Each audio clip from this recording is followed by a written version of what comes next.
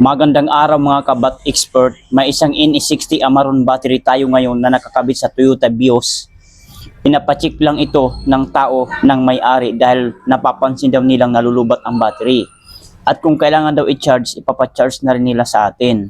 Pero bago natin i-charge, syempre hindi tayo basta-basta mag-charge nang hindi muna nagtitest. Dahil ang tanong natin ngayon, sira na ba ang battery o lubat lang talaga?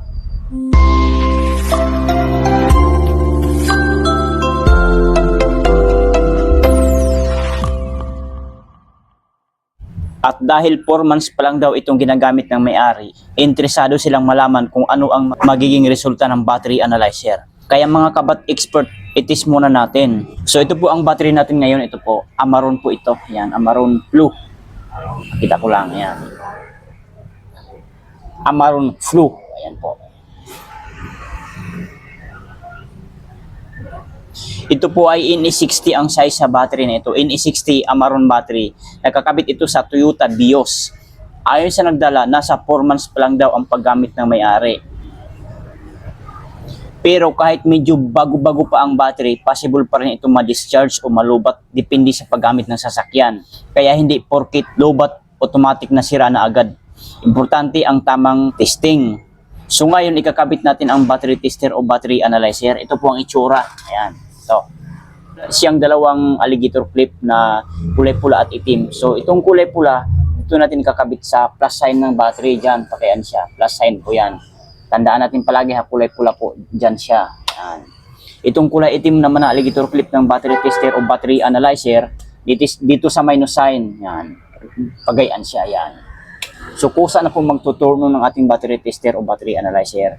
So, meron siyang voltahe na 12.00 o 12 volts po. Exactly. At bago tayo mag-test, isisit muna natin ito sa tamang specification ang ating battery tester o battery analyzer. Para sa test na ito, isisit natin siya sa 300 ampere rating. So, sapat na po yun. Importante ito dahil kailangan tama ang rating na gagamitin natin para mas maging reliable ang resulta ng testing. So, okay, nakakabit na ang battery analyzer at ngayon ititest na natin ang battery. Tap natin ang okay. Battery test, regular flooded, CCE. So, sisit lang natin siya ng 300 ampere rating. So, sapat na po yan. So testing na tayo. So, titigan na mabuti, huwag kukurap. Boom! Pansinin natin mga boss. Meron siyang 475 CCA at meron siyang 12.00 volts or 12 volts po yan, eksakto. At meron siyang SOH na 100% at meron siyang SOC na 0% at meron siyang R, ibig sabihin ng RI resistance 6.29 milliohm. So good recharge ang nakalagay dito. So kulay orange o yellow ang light indicator ng ating battery tester o battery analyzer. So nagpapahiwatig na good pa ang battery, yun nga lang nadi-discharge lang po ito, nalulubat. Alright?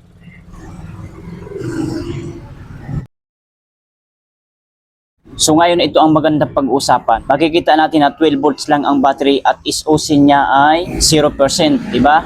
Ibig sabihin sobrang baba na ng charge level ng battery. Kaya talagang kailangan itong i-charge. Pero tingnan natin ang ibang result. Ang SOH niya ay 100% naman at meron siyang 475 CCA pero kanina 480 po ito. So di talaga may iwasan yan, medyo nagbabago-bago po talaga yan. At ang battery analyzer mismo ang nagbigay ng result na good recharge. Ito po. Ayan. Kaya sa test natin na ito, wala tayong nakikitang indication na kailangan agad palitan ang battery. Lobat siya pero hindi ibig sabihin na sira na agad. At dahil 4 months pa lang daw itong ginagamit, mas makatwira na i-charge muna at pagkatapos ay i-retest natin ulit. So tanggalin na natin itong mga kamaster, mga boss.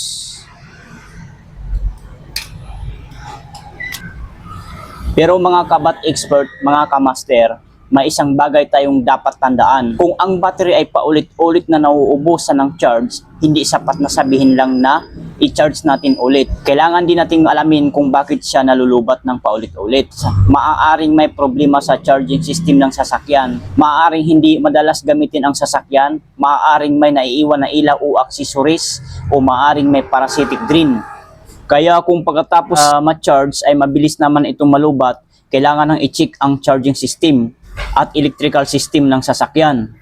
Dahil sa result natin ay good battery pa naman ito, so kailangan natin i-recharge ito ngayon ang battery. At pagkatapos ng charging, magandang bigyan muna ito ng sapat na resting time bago ulit natin i-test. Doon natin makikita kung nakakakuha ba ito ng magandang resting voltage at kung maayos pa rin ang performance nito pagkatapos ma-recharge. So mga kabat expert, huwag natin kalimutan, testing muna bago magdesisyon. Hindi porkit mababa ang voltage o low bat ang battery ay kailangan na agad palitan. Sa case ng NS60 Amarong na ito, nakita natin na 475 CCE or 480 CCE, 12 volts, SOH 100%, SOC 0%, R 6.20 milliohm at ang result ay good recharge. Kaya ang next step natin ay charging at retesting. Kung may natututunan kayo sa video na ito, huwag kalimutan i-like ang video at mag-subscribe sa Bat Expert PH. Dito tayo gumagawa ng actual battery testing, charging, troubleshooting at nagbibigay ng practical na tips tungkol sa car batteries. At tandaan mga kabat expert, bago palitan ang battery, test muna. Ako si Kuya Ray ng Bat Expert PH. Maraming salamat sa panonood at hanggang sa susunod na battery test.